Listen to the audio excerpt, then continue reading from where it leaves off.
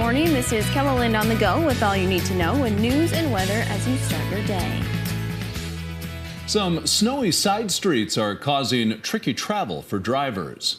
Yesterday, a lot of snow drifted into the intersections near a southwest edge of Sioux Falls. We found two vehicles that were stuck. Meanwhile, a lieutenant with the Sioux Falls Police Department got his patrol car stuck in a drift in his driveway. Police say if you don't have to drive, hunker down at home. City streets are the only ones impacted. I-90 is closed from Sioux Falls to Vivian, while I-29 is closed from Sioux Falls to the North Dakota border. Those closures had Elijah Reed of Texas waiting. The commercial truck driver's next stop was set to be Madison, South Dakota. We met him at a truck stop in northern Sioux Falls where he was stuck in park. Out of 26 years, this is maybe the second or third time that I've been actually shut down because of a road. We also spoke to Wesley Pickle of Arkansas at a truck stop. He was waiting for the interstate to open as well. Meanwhile, we're getting a look at Wednesday's conditions in Watertown. Tracy sent us this video from their home north of town. The video is supposed to show a mailbox at the end of the driveway, but it's blocked by blowing snow. If you are able to capture pictures or video of the conditions in your area, we'd like to see them. You can send them to ushare@kellerland.com or on social media. And we were able to capture this video outside of our studio around 10 o'clock last night due to the storm. Sioux Falls Christian, Sioux Falls Lutheran, and Sioux Falls Public Schools, along with Bishop O'Gorman Catholic Schools, canceling classes today. And Brian, we've seen plenty of snow in the Sioux Falls area, and we haven't even seen the most compared to all of Kellerland. Yeah, there's some big numbers coming in this morning to the storm center. 15 inches in Edgerton, Minnesota. That's a new one coming up this hour. We've also heard now the Huron number is actually higher than 14. They're now at 16 inches of snow. And Sioux Falls at the airport, official number is 12.6.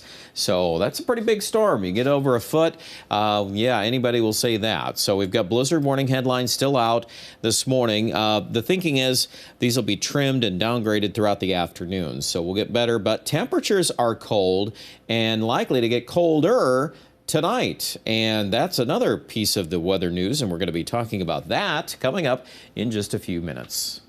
Thank you, Brian.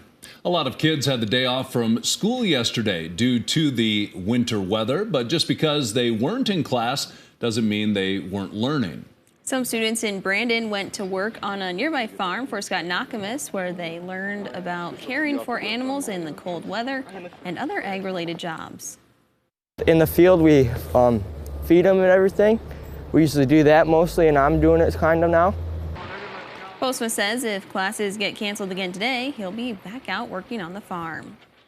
And grocery stores have been busy during the winter storm. At Sunshine Foods in downtown Sioux Falls, shoppers were grabbing necessities in case they get snowed in. Some of the most sought items were milk, eggs, bread, and meat products. Shoppers were also grabbing non-food items like pet food, batteries, and containers of water. As the snow and winds keep up across Kellerland, a lot of schools and other organizations are closed due to blizzard conditions. But a nonprofit in Sioux Falls is committed to staying open and making sure there's a free meal available for people in need. The banquet's executive director says hunger doesn't take a snow day and that volunteers will always show up, even if it's more of a challenge to get there. They realize the importance of it too. Many of the volunteers that are here today, they're people who have been here many, many times, and they realize the importance of the banquet to so many people in need in our community. If you'd like to volunteer, you can sign up on the banquet's website or by calling their office. The city of Sioux Falls has a new initiative centered around keeping residents informed about what's happening on a week-to-week basis. Every Wednesday morning at 10:30 in City Hall, various officials will discuss topics of importance that week in the new One Sioux Falls media briefings. For the first week, the discussion was centered around the snowstorm, so timely information could be relayed to you, the public. And it's also a way to hold our city officials accountable too. We want to be transparent and we want to have information out there. The police briefings you may be used to seeing every weekday at 10:30 will continue, just not on Wednesdays. One person had to be taken to the hospital after a Wednesday morning crash in Rapid City. Officials say a U-Haul ended up in an embankment and over a retaining wall next to an apartment building. The Rapid City Fire Department posted these pictures of the scene to social media. In them, you can see just how close the truck came to crashing through the building. The driver suffered non-life-threatening injuries and had to be rescued from the vehicle. And that's a look at some of our top stories. Now let's get one last look at your weather with meteorologist Brian Karstens. Brian? All right, weather it is, and we're looking at blizzard warning headlines still in effect through noon.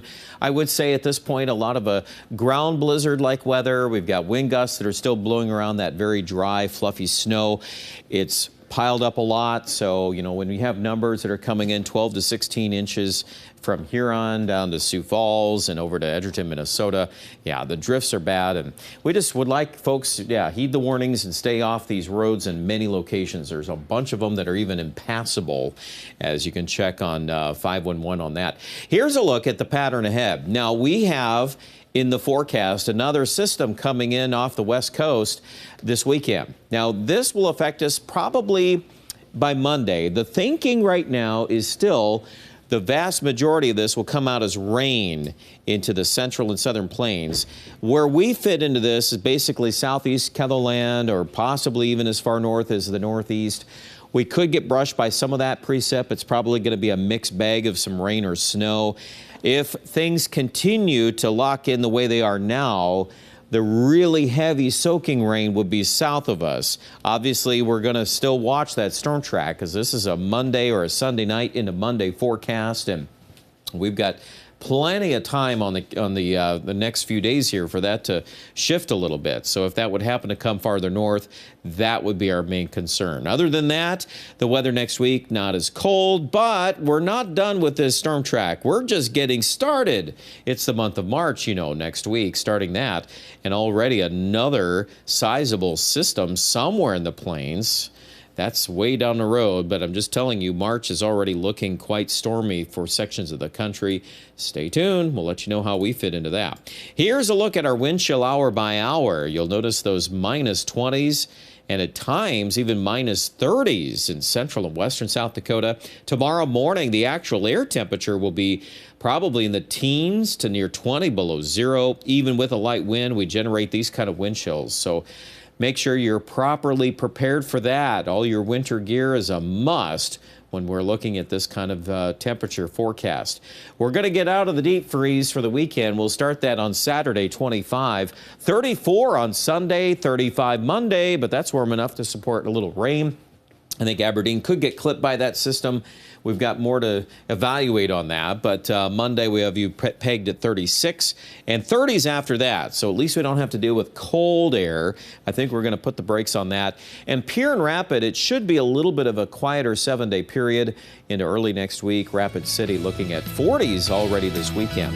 Check out more details. We have you covered with a lot more information online at KETHLELAND.com.